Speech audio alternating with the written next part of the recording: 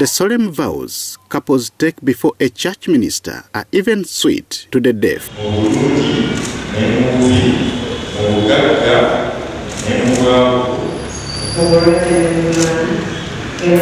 Mentioning and hearing these words is the dream that every couple longs for as the knot is tied in the presence of family and friends. However, this wedding day does not come on a silver platter. Baby, what about you? It comes with huge costs, with the bills running way beyond what marriage means. From clothes to decorations, down to feeding the guests is all but demanding and vital.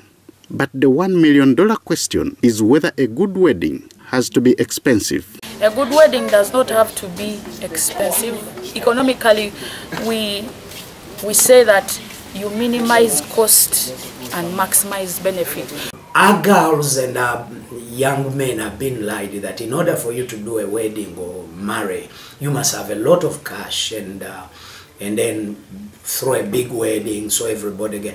At the end of the day, it's about the marriage. So the Bible says that he who finds a wife finds a good thing and obtains favor in the eyes of God. You can't go away from the system that God is put in place. For many, a religious wedding is the preferred route to begin a family.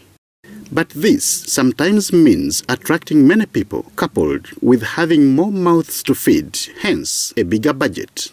Wilson Kulaba is the lead pastor of Jubilee Christian Life Church in Chireka. People won't remember your wedding, how much whether you drove in and rode a horse or a carriage or a helicopter.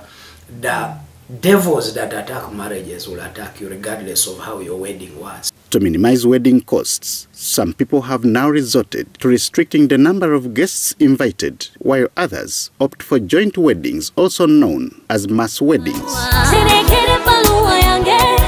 Research shows that many couples are obsessed with weddings, forgetting that there is life after that one day's event.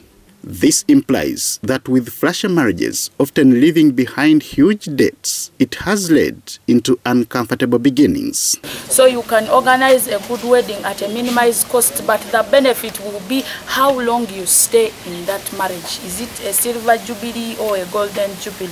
People have started borrowing loans from banks to just make weddings for public consumption, which is basically not right. As the saying goes, cut your cloth according to your height. Economists like Rosalind Aibaziwe maintain that if one has to borrow in order to buy it, then they do not need it.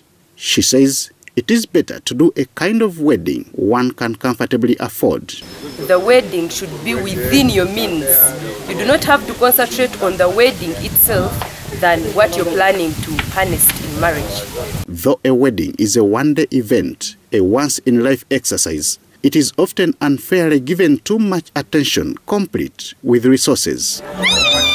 However, this lifetime event ceremony is not what matters most, but rather life after that marvelous day.